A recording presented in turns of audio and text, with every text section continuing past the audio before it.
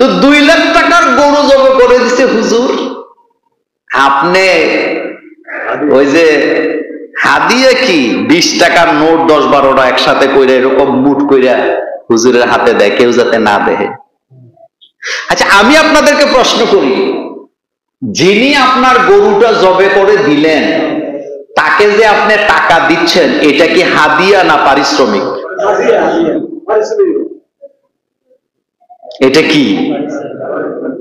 এটা কি হাদিয়া না পারিশ্রমিক? 100% পারিশ্রমিক। আপনি যদি বলেন এটা হাদিয়া, তা আমারে এখন দেন, আমি তো এখন গরু জবাই করে দেই, দেন আমারে হাদিয়া। জাতে মাতা কথা শুনেন, গরুটা যিনি জবে করে দিবেন তাকে আপনি পারিশ্রমিক দিচ্ছেন, হাদিয়া না। এটা হাদিয়া বলা চলে না, কারণ আপনার গরু জবে করে দিছে, আপনি টাকা দিতেছেন তাকে। আর এই পারিশ্রমিক এটা মুঠ করে হয় না, এটা আপনার ইচ্ছা মতো হয় না, এটা যোগ উপযোগী হয়। এটা কি হয়?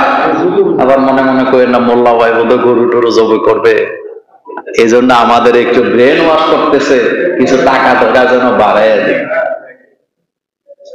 এটা মনে করেন না। আমি ওভারঅল সবার জন্য কথা বলছি। আমি গরু জবে করে কখনো গরুই জবে করি নাই, আর টাকা নেব কেন? কিন্তু আমি যেটা বলছি আপনাকে, আপনি যাকে দিয়ে জবে করতেছেন সফটলি বলি, এটা হাদিয়া না, এটা আপনি তাকে পারিশ্রমিক দিচ্ছেন। আর পারিশ্রমিক কখনো মুঠ করে হয় না, পারিশ্রমিকটা হয় আপনার বিবেক আর যোগ উপযোগী হিসাব করেই দিবেন। বর্তমান বাজারে একটা গরু জবে করা কত কষ্ট, তার পরিশ্রমটা কি, তারে যে 2 লাখ টাকা দিয়ে আপনি গরু কিনতে পারলেন, কিন্তু 500টা টাকা তার হাতে আপনি দিতে পারলেন না। এরপর আরো কাহিনী আছে, গরু ঈদের দিন কুড়তে আসে বড় লোকেরা না গরিবেরা? কথা বলেন। পারিশ্রমিকটা যোগ উপযোগী দেয় না, কম দিয়া এরপরে কি করে জানেন? একটু গোস্ত দিয়ে দে। কি দিয়ে দে? ঘরে যায় বলতেছে কত দিছ? 250 টাকা দিছি। তো মহিলা বলতেছে একটু কম হয়ে গেল না? বেশি কথা কস, গোস্ত কতগুলো দিছে, কুরবানি হবে না।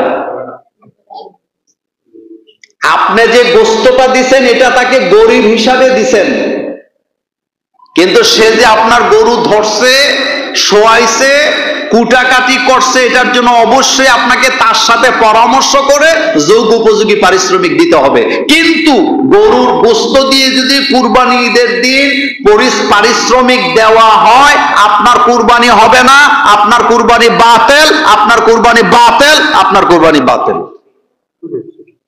এই কাজগুলো আমাদের মধ্যে আছে তো? আছে।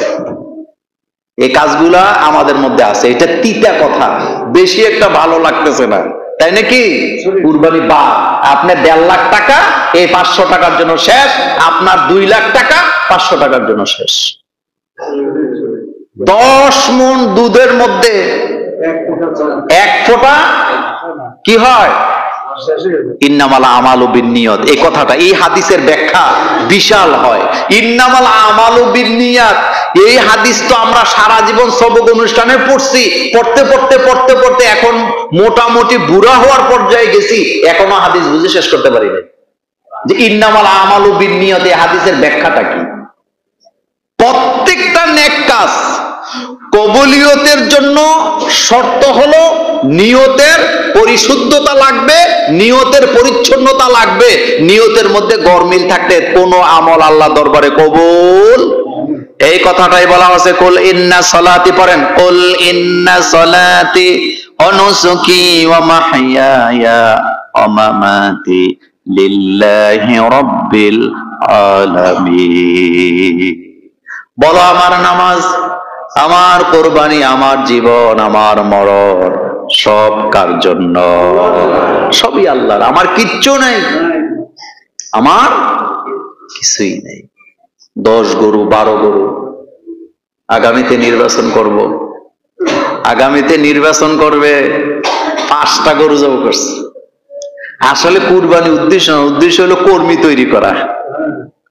নেতার বাড়িতে বিশাল উঠান, 5টা গরু, কোনটা 3 লাখ, কোনটা 5 লাখ, কোনোটা 7 লাখ, শতে শতে লোক লাগাই দিছে। কুই এর পরে 5 গরু জব কইরা এরকমের ছোট ছোট ভাগ কইরা কোথায় তার বাড়ি কোথায় 10 কিলোমিটার দূরে গোস্ত পাঠাইছে।